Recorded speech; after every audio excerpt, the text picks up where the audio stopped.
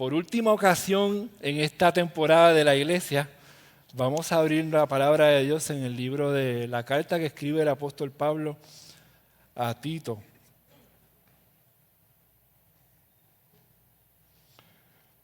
A Tito en el capítulo 3, ya estamos en la parte final de esta carta, así que acompáñame en la lectura. Yo estoy leyendo de la Nueva Traducción Viviente, capítulo 3 de Tito. El final de una carta. Yo no sé cuándo fue la última vez que usted envió una carta a una persona. Hoy todo lo hacemos por mensaje de texto, que todas las oraciones son en abreviación y cortitas, y no desarrollamos la capacidad de escribir lindas palabras. Y así que les voy a invitar a que lean conmigo. Capítulo 3 de Tito, versículo 12 al 15. Pablo le escribe diciendo: tengo pensado enviarte a Artemas o a Tíquico. Tan pronto como uno de ellos llegues, haz todo lo que sea posible para encontrarte conmigo en Nicópolis, porque he decidido pasar allí el invierno. Haz todo lo que puedas para ayudar al abogado Zenas y a Apolos en su viaje. Asegúrate de que se le dé todo lo que necesiten. Los nuestros tienen que aprender a hacer el bien al satisfacer las necesidades urgentes de otros. Entonces, no serán personas improductivas. Todos aquí te envían saludos. Por favor, da mis saludos a los creyentes, a todos los que nos aman. Que la gracia de Dios sea con todos ustedes. Amén. Señor, gracias por lo que has hecho. Gracias, Dios, porque estás con nosotros. Gracias, papá, porque podemos leer estas palabras escritas hace miles de años atrás que todavía nos enseñan, nos descubren, nos confrontan, nos ayudan a recordar que tú sigues siendo el mismo Dios, que inspiró a través del Espíritu Santo a Pablo a escribir esta carta, que abrió el corazón de aquellas personas que le recibieron por primera vez para responder a ella, y que a través de los siglos nos sigues hablando y hablando y hablando, Señor. Durante las pasadas semanas hemos escuchado tu voz a través de esta carta. Continúa, Señor, hablando a nuestro corazón. Y gracias por lo que estás haciendo. En el nombre de Jesús. Amén. Necesito que me den un momento aquí porque se me desconectó el control de la presentación y hoy sí lo necesito. Así que cuando hablamos de esta carta, yo quisiera por un momento repasar lo que hemos aprendido en las pasadas semanas. Iniciamos esta carta a la iglesia, a Tito, recordando lo que Dios, la intención de Dios a través de la vida de Pablo a Tito. La iglesia estaba creciendo en un lugar de gente que no necesariamente guardaban el mejor testimonio. Y la realidad es que a través de ella hemos visto cómo Dios ministra a través de la iglesia, pero establece estructuras dentro de ella que nos ayuda a recordar el funcionamiento de la misma. Tengo que hacer una pausa porque se me desconectó todo aquí.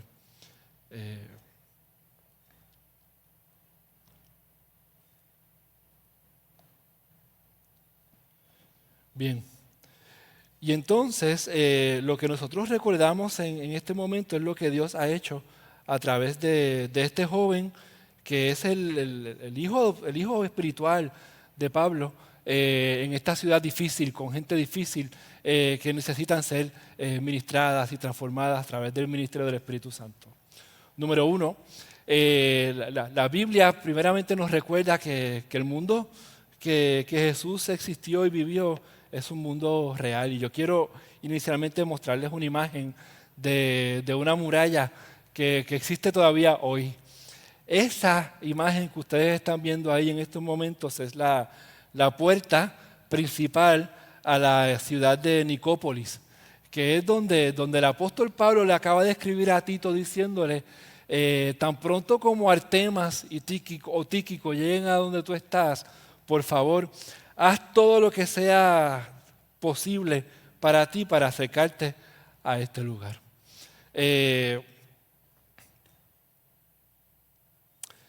¿Dónde está Nicópolis? Pues ahí en pantalla ustedes tienen ese mapa que nos ayuda por un momento pequeño ver dónde estamos. Yo quiero que ustedes vean esa imagen con todos esos puntitos rojos que nos enseñan un punto donde la iglesia del Señor está ministrando en aquel momento en esa región.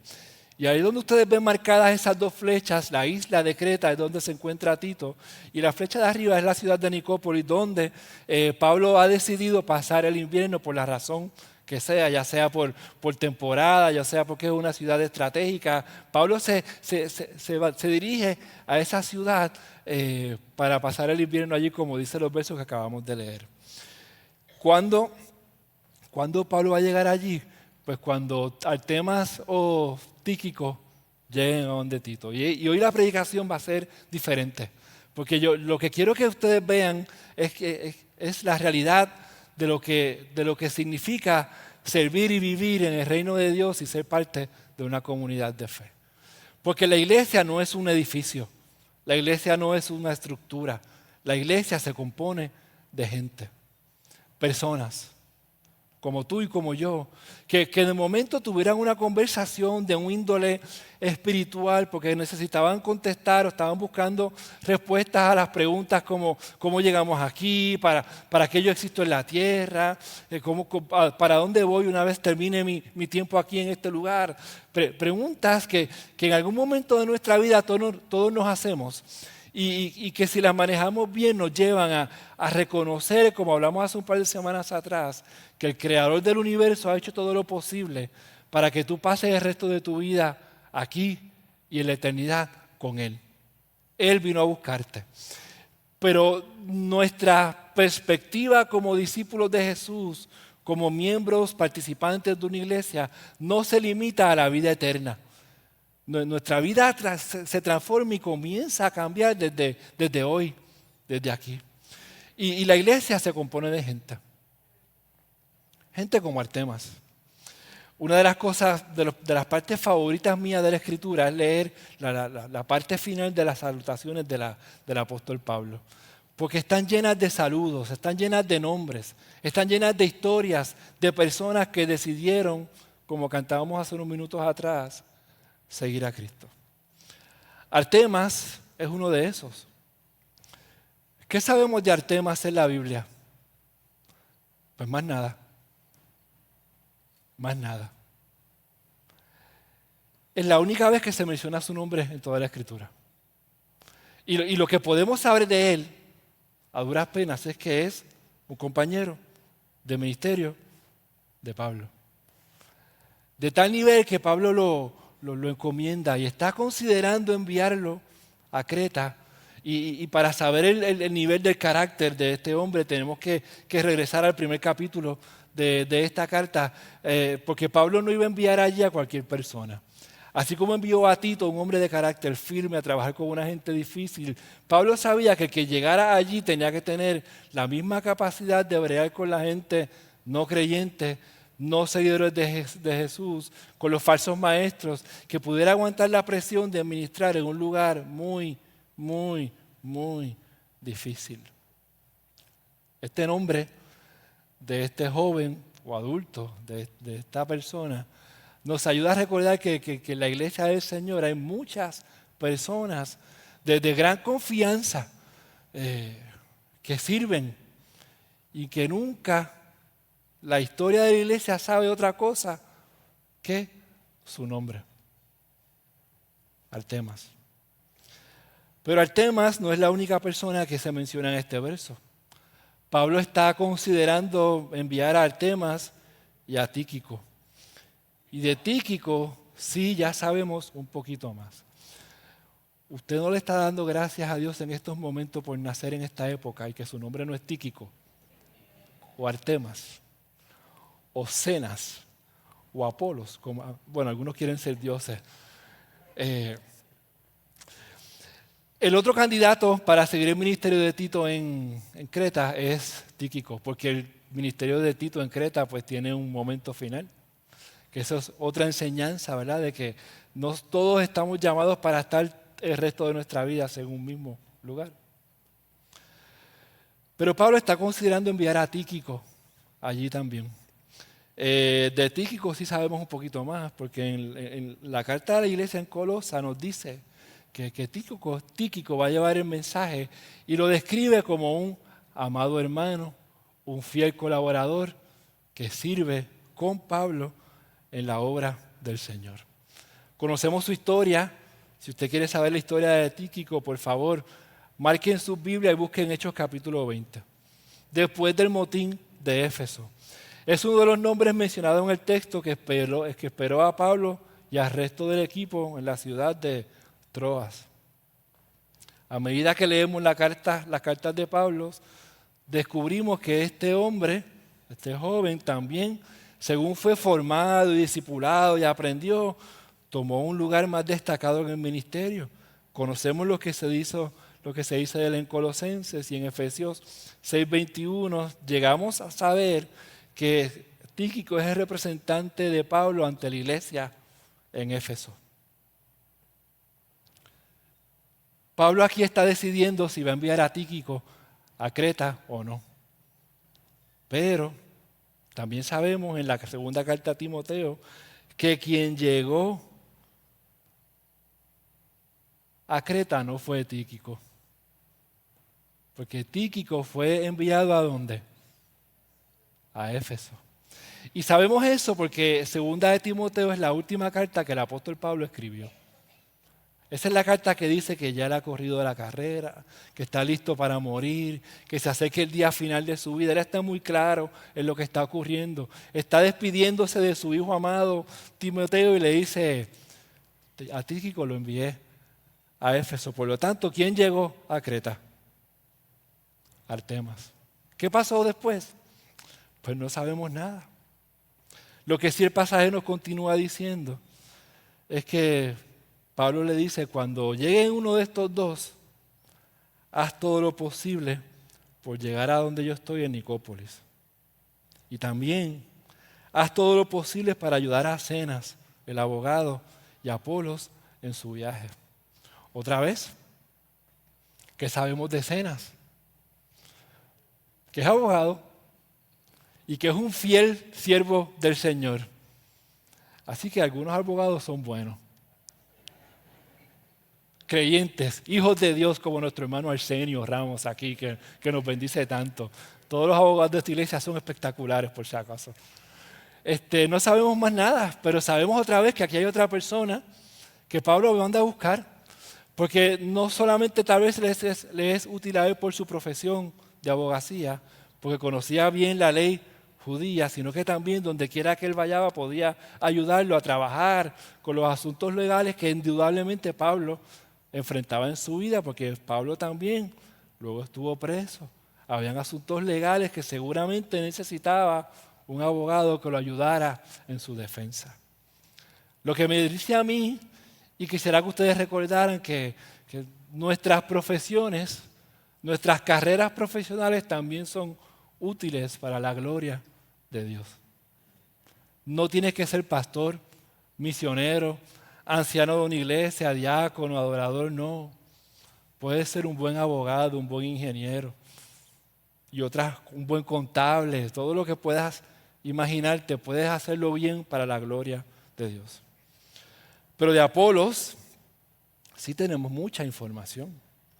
Y si quieres conocer la historia de Apolos, yo te invito a que busques luego en tu Biblia Hechos capítulo 18. Porque ahí en Hechos 18 nos dejan ver un poquito de la historia de este hombre. Hechos 18 nos dice que Apolos, cuando lo conocemos, ya era un orador elocuente, que conocía bien las Escrituras.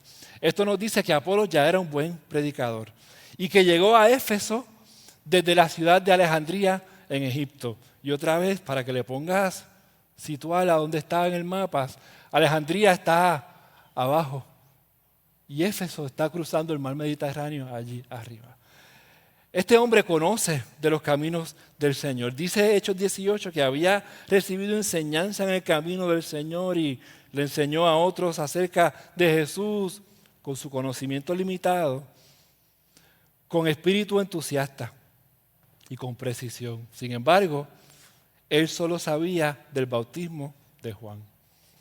De Apolos inicialmente sabemos que él había aprendido de Jesús, sabía del bautismo de Juan y ya estaba compartiendo las buenas nuevas de su Salvador. Apolos no esperó tener un bachillerato, una maestría en el seminario para compartir del Evangelio. Tan pronto como él entendió el mensaje, con su conocimiento limitado de lo que él había aprendido en el camino de los discípulos de Juan el Bautista, él se lanzó a predicar y parece que lo hacía bien porque dice que era un orador elocuente. Y no muchas veces se dice en la Biblia que hay un orador elocuente. Esto está a nivel del apóstol Pablo. No solamente era un hombre dado a la predicación, sino también que era un hombre valiente. Cuando Priscila y Aquila lo escucharon predicar con valentía en la sinagoga, o sea que este hombre se fue al lugar difícil, a pelear con los judíos de verdad, a decirle, ustedes están mal y Cristo murió por ustedes. Este no era cualquier ministro del Señor, era de los atrevidos, de los que se lanzaban, aun cuando las cosas no las estaba diciendo totalmente bien. ¿Cómo sabemos eso? Porque el versículo después dice, no, aquí mismo, que lo llevaron aparte y le explicaron el camino de Dios aún con más precisión. Priscila y Aquila escucharon a Apolos predicando y dijeron, wow, qué mucho entusiasmo, qué bien lo hace.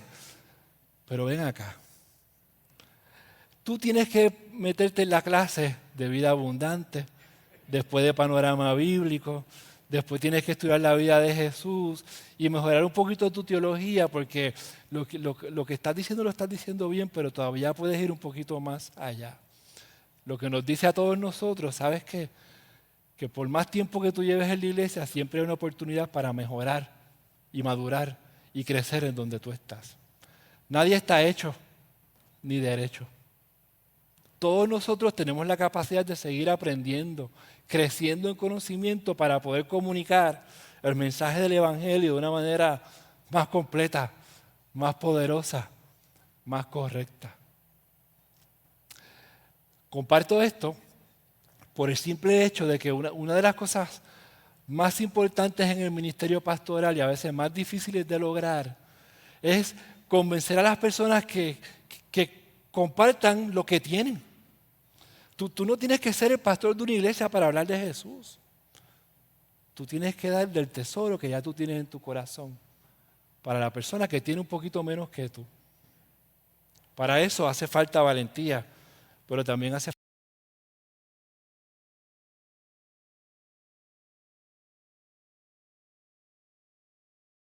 proceso de aprendizaje. Nosotros en nuestra iglesia tenemos una ruta bien sencilla, bien simple, con unos manuales que cuando comenzamos a trabajar con ellos parecen que fueran preparados para un niño. Pero esos mismos manuales en otras partes del mundo han levantado pastores y grandes siervos de Dios. La simpleza no es una señal de complejidad. Es señal de una dirección del Espíritu Santo en personas que prepararon este material para que todos nosotros podamos aprender juntos a los pies de gente como Priscila y Aquila. Y por si acaso, para aquellos de ustedes que les gusta hablar del ministerio de la mujer, Priscila está nombrada primero porque posiblemente esta mujer de Dios llevaba la voz cantante en el ministerio de esta familia. Y ella, junto con su esposo, son los que están discipulando a este hombre.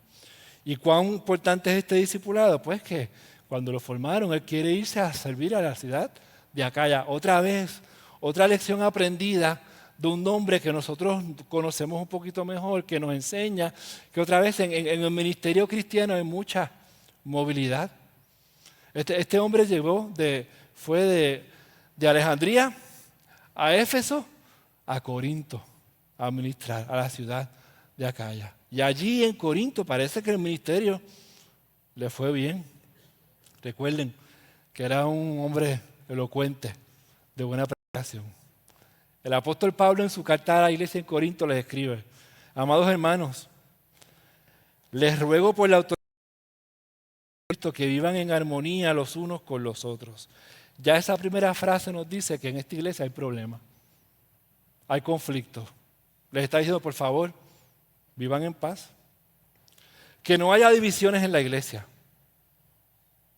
Por el contrario, sean todos de un mismo parecer, unidos en un pensamiento y propósito. Esta iglesia tenía un issue adentro, había un problema que Pablo está atendiendo. Porque en las iglesias hay problemas también, por si acaso. En todas, incluyendo esta, hay problemas. ¿Cuál es el problema? Pues que algunos de la casa de Cloé me contaron de las peleas entre ustedes, mis amados hermanos. Algunos de ustedes dicen, yo soy seguidor de Pablo. Otros dicen, yo soy seguidor de ¿quién? De Apolos. Yo sigo a Pedro o yo sigo únicamente a Cristo. El problema en esta iglesia es que lo hacía tan bien. Apolos lo hacía tan bien que de momento la gente se identificaba con él y menospreciaban el ministerio de los demás. Fíjense que en una iglesia como la nuestra, donde funcionamos con un equipo pastoral, es fácil identificarse con uno más que otro. Lo difícil es cuando comenzamos a hablar de que uno es mejor que el otro, o uno es más importante que el otro, o que la iglesia es del pastor tal y la iglesia es... Les cuento una historia. Una de las cosas bonitas que pasan con la historia de esta iglesia es que a veces uno llega a un lugar y dice, pues mi nombre es José Amel, soy pastor de la Catedral de la Esperanza, y la gente rápido hace, esa es la iglesia del pastor Terranova. Y uno dice, esa misma. Y ahora me toca a mí. Es la realidad de la naturaleza de nosotros de pensar de que uno es mejor que otro. Y la Escritura nos recuerda que nunca debe ser así. El apóstol Pablo, un poquito más adelante en el capítulo 3, dice, después de todo, ¿quién es Apolo? ¿Quién es Terranova? ¿Quién es Julio Aponte? ¿O quién es José Martínez? ¿O quién es Felicier? ¿Quiénes son ellos? ¿Quién es Pablo? Nosotros somos simplemente siervos de Dios, mediante los cuales ustedes creyeron la buena noticia. Cada uno de nosotros hizo el trabajo que el Señor nos encargó. Yo planté la semilla en sus corazones y Apolos regó, pero fue Dios. Fue Dios quien los hizo crecer. Y de momento, hablar o pensar de que la iglesia en Creta tiene que ayudar a Apolos en completar su viaje, es un recordatorio de que cada uno de nosotros tiene un trabajo que hacer en la iglesia del Señor. Se lo repito. Cada uno de nosotros tiene que hacer un trabajo en la iglesia del Señor. La iglesia no es de José Ahmed. El ministerio de adoración no es de Eliezer Valentín. El área audiovisual tampoco es de Ariel Ponce. Nada de esto nos pertenece a nosotros. Nosotros hacemos nuestro trabajo según lo que Dios nos ha encomendado a hacer y los dones que nos ha capacitado a cada uno de nosotros. Cada uno de nosotros hizo el trabajo que el Señor nos encargó. Fue Dios quien hizo crecer a la iglesia. Me detengo ahí por un momento. Yo quisiera que tú leyeras eso conmigo en voz alta. Yo nunca hago esto por si acaso. No me gusta. Pero tal vez hoy creo que es necesario. ¿Te atreves a hacerlo conmigo? A la 1, a las 2 y a las 3. Cada uno de nosotros hizo el trabajo que el Señor nos encargó. Fue Dios quien la hizo crecer. ¿Qué trabajo te encargó Dios a ti? Y ese es el reto de la iglesia moderna. Muchos de nosotros venimos semana tras semana, semana tras semana, a degustar yo quisiera pensar de un buffet en la iglesia, un buen tiempo de adoración, una buena enseñanza bíblica, un buen testimonio de lo que Dios ha hecho, encontrarnos con los amigos, con los hermanos, salir a almorzar, a comer. Pero ¿y qué de lo que Dios te ha dado a ti que hicieras? Esto es importante para nosotros porque la iglesia se compone de gente. El apóstol Pablo en ese versículo 15, finalizando la carta, le dice, saludos de todos los que me acompañan. Saludos a todos los que me aman. Hay mucha gente en los dos lados. La iglesia, otra vez, es gente. Gente que ama, gente que sirve, gente que entiende lo que Dios les ha llamado a hacer. Las buenas obras que Dios les ha llamado a hacer para engrandecer el nombre de quien los ha salvado.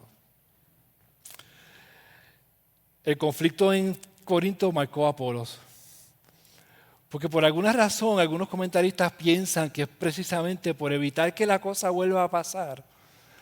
El apóstol Pablo ya a lo último de la carta dice, yo en cuanto a nuestro hermano Apolos, yo les rogué que fuera a visitarlos en compañía de los otros creyentes, pero él no estaba dispuesto a ir por el momento.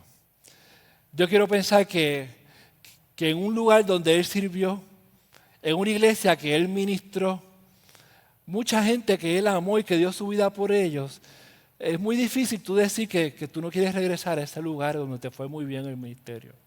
Pero, él no quería que la gente lo mirara a él. Él quería que la gente se recordara de lo que hizo Dios, de que Dios los redimió. Lo más importante tal vez que el apóstol Pablo nos puede decir en esta carta es lo que ocurrió aquí. Cada uno de nosotros hizo el trabajo que el Señor nos encargó. Eso lo dice en Corintios. Pero ¿cómo se traduce eso en la carta que Pablo le escribe a Tito? En el versículo 14 del capítulo 3 que acabamos de leer, dice, los nuestros, la iglesia, los nuestros, tienen que aprender a hacer el bien al satisfacer las necesidades urgentes de otros. Entonces, no serán personas improductivas. Depende de la versión de la Biblia que usted tenga, lo va a decir de tres maneras diferentes. La Nueva Traducción Viviente dice al hacer el bien. La Reina Valera del 60 dice a ocuparse de buenas obras.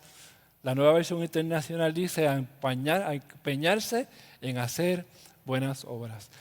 Lo que las tres versiones dicen en común es que la vida del creyente no se puede resumir a que tú viniste a los pies de Cristo y te sentaste en una iglesia a escuchar la Biblia siendo predicada el resto de tu vida. Eso no es la vida del discípulo. Todo lo contrario. La vida del discípulo es una vida que está orientada por la transformación que hace Jesús en nuestras vidas a hacer el bien. Y fíjense cómo a lo largo de la carta este mensaje se va mostrando en 6 ocasiones diferentes. En el capítulo 1, Pablo está hablando de la gente de Creta y de los falsos maestros y dice, tales personas afirman que conocen a Dios, pero lo niegan con su manera de vivir. Yo tal vez me puedo tener muchísimo tiempo aquí. No lo voy a hacer. Lo que te puedo decir es que decir que crees en Dios no es lo mismo como que decir que eres una persona que vive como un hijo de Dios. Hay muchos refranes en nuestra jerga coloquial boricua que hablan de eso, ¿verdad? De la boca para afuera. Es un mamey, los que no se lo saben por si acaso. Es bien fácil decir, sí, yo creo en Dios, yo voy a la iglesia, yo hago lo correcto. Pero el apóstol Pablo dice, con su manera de vivir, niegan lo que dicen que creen. ¿Qué dice después? Son detestables, son desobedientes, no sirven para hacer nada bueno. Porque pecado es pecado. Lo que está en contra de la palabra de Dios, está en contra de la palabra de Dios. Y no lo defino yo, lo define la Escritura. Las malas obras pueden dañar el testimonio de la iglesia. Capítulo 2. Sé tú mismo un ejemplo para ellos. Es la responsabilidad del líder de la iglesia, de los ancianos, de los que ministran, de los que cantan, de los que sirven. Es la responsabilidad diciendo, sé tú un ejemplo. ¿Cómo tú eres un ejemplo? Al hacer todo tipo de buenas acciones. Fíjense que dice después que todo lo que tú hagas refleja la integridad y la seriedad de la enseñanza. Otra vez, si tú dices que se te note, que lo vean, más adelante en el capítulo 2, Él dio su vida para liberarnos de toda clase de pecado, hablando de Jesús, para limpiarnos y para hacernos su pueblo, totalmente comprometidos ¿a qué? A hacer buenas acciones. Capítulo 3, recuérdales a los creyentes que se sometan al gobierno y a sus funcionarios. Eso a nadie le gustó la semana pasada, yo lo entiendo, a nadie le gusta eso, pero otra vez, es lo que dice la Biblia. Tienen que ser obedientes, siempre dispuestos a hacer lo bueno. Versículo 8 del capítulo 3. Esta declaración es digna de confianza y quiero que insistas en esta enseñanza para que todos los que confían en Dios se dediquen a hacer el bien. Yo quiero pausar aquí para que tú veas y entiendas que las buenas obras no es lo que te salva, pero las buenas obras siempre es el producto de quien te salvó. Tú vienes a Cristo, tu corazón va a cambiar, tus pecados van a ser perdonados, vas a comenzar a experimentar una vida nueva, una familia nueva, pero tus acciones también siempre van a comenzar a cambiar.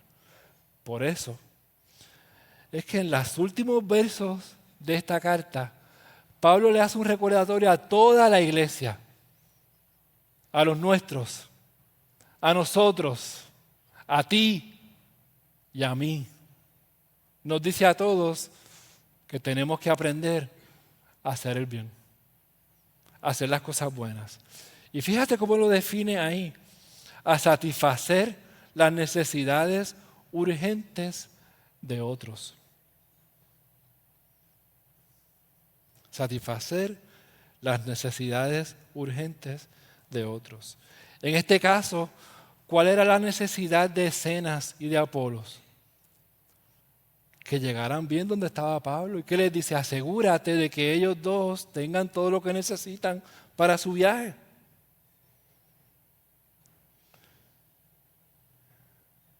¿Cuáles buenas obras puedes hacer tú? Pues las buenas obras, como le define la misma carta, son las buenas obras que hacen atractivo a los no creyentes el nombre de Jesús, que adornan, dice la Reina Valera. ¿Cuáles son las buenas obras que tú puedes hacer?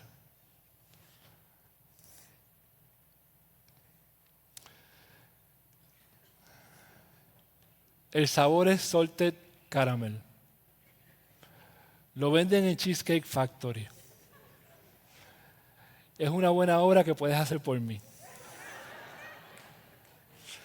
Si no lo consigues, el de Key Lime también es bueno, por si acaso. Son un poquito caros, pero ahora mismo creo que hay una oferta casi de 2 por 1. Una buena obra.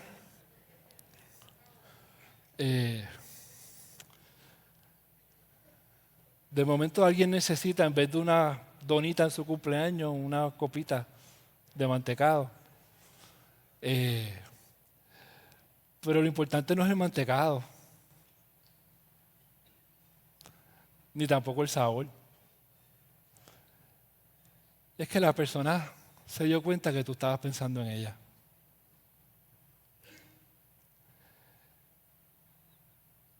Que Vanessa estaba pensando en mí ese día que llegó a mi casa con mantecado de Baskin. Historia verídica, la pandemia por allí. Qué bien se siente cuando te sientes visto, ¿verdad que sí? Hay mucha gente que no se siente vista.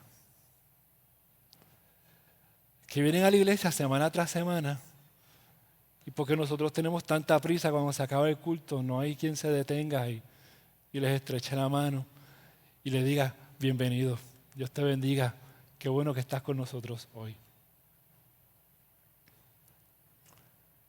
¿Qué pasaría si les regalas un vasito de mantecado? Una buena obra. Hay otras buenas obras que podemos hacer.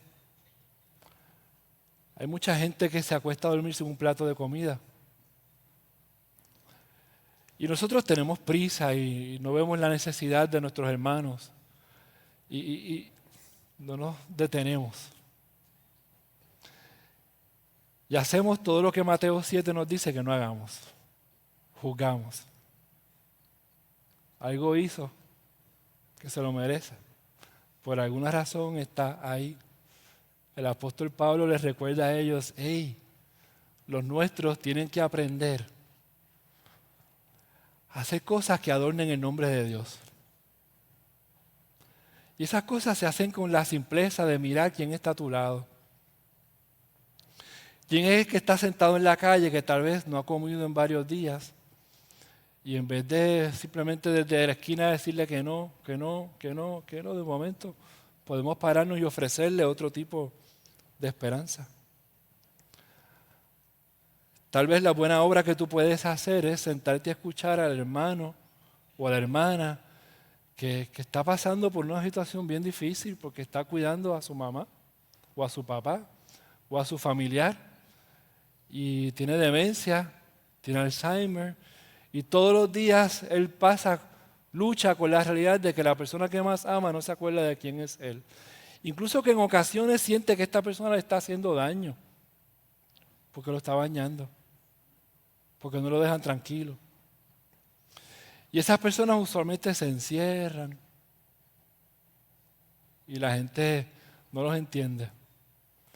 Y tal vez la buena obra que tú puedes hacer es dejarles saber que tú sabes y escucharlo. O la mejor obra que puedes hacer es que si ya tú pasaste por eso, puedes decirle, yo sé cómo te sientes.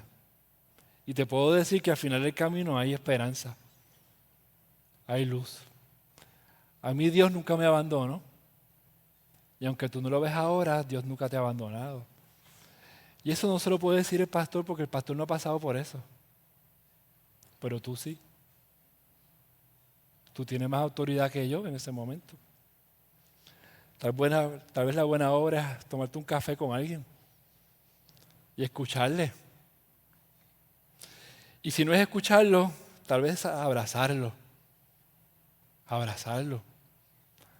Hay mucha gente que se siente bien sola aquí en la iglesia.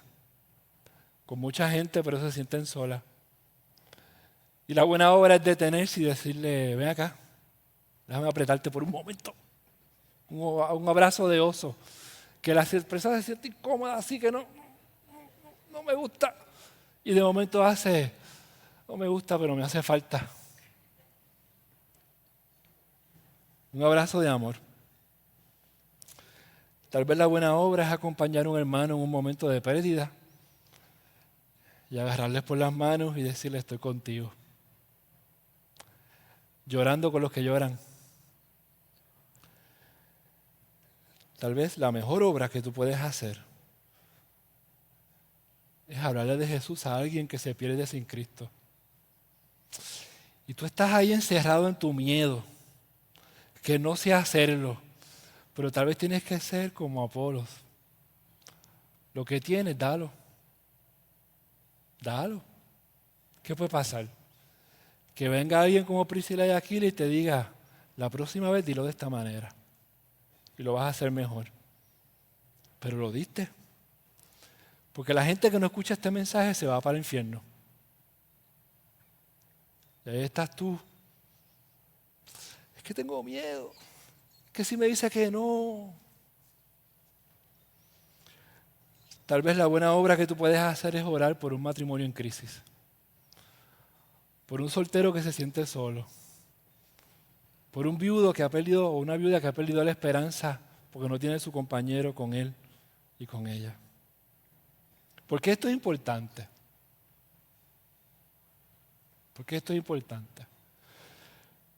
Porque el apóstol Pablo termina diciendo que la gente que no aprende a hacer esas buenas obras terminan siendo gente improductiva, gente sin fruto, gente que lleva una vida inútil.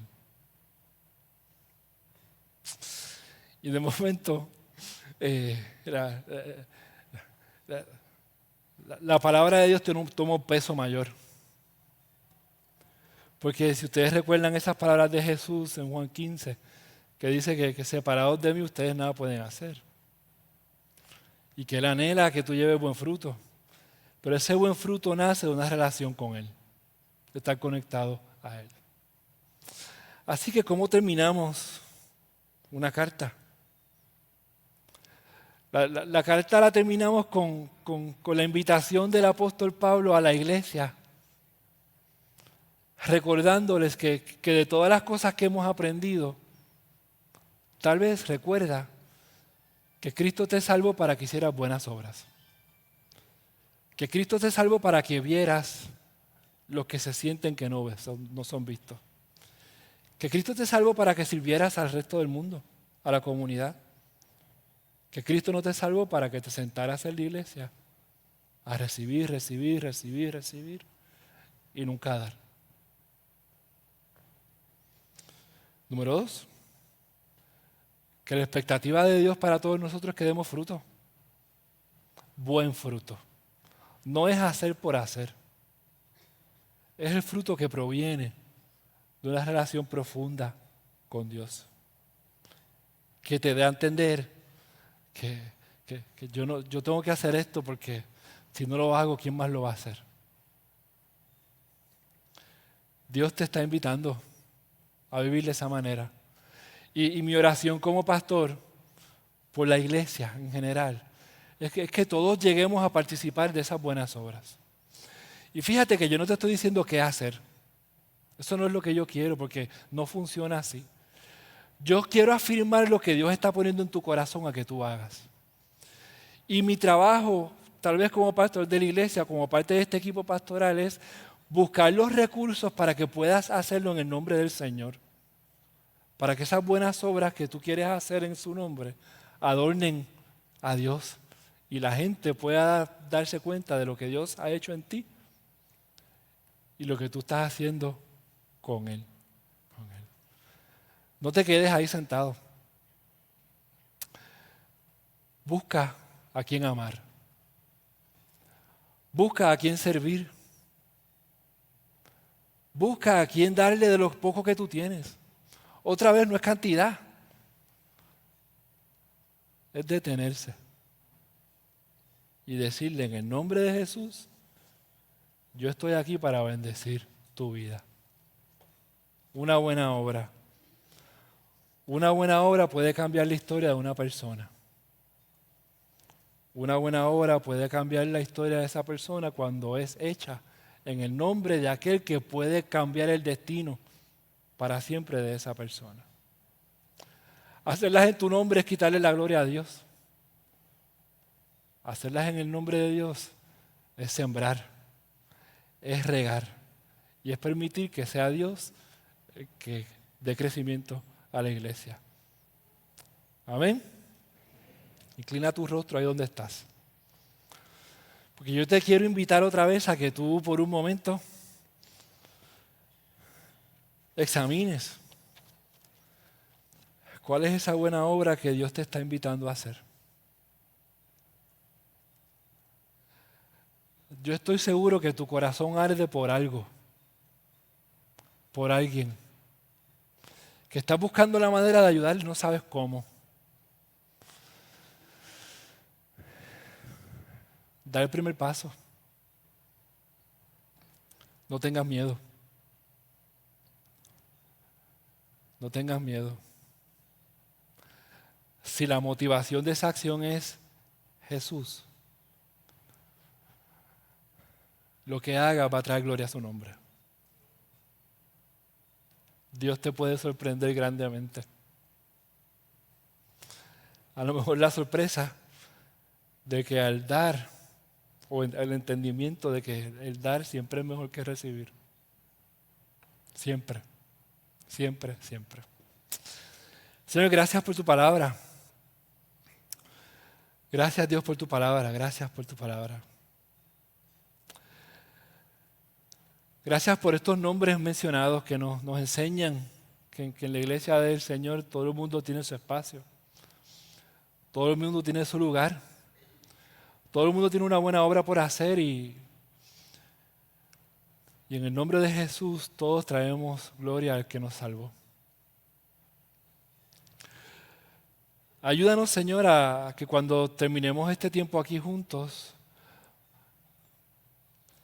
podamos detenernos y mirar hacia el lado, saludar al que no conocemos, abrazar al que sentimos que lo necesita, bendecir a las personas que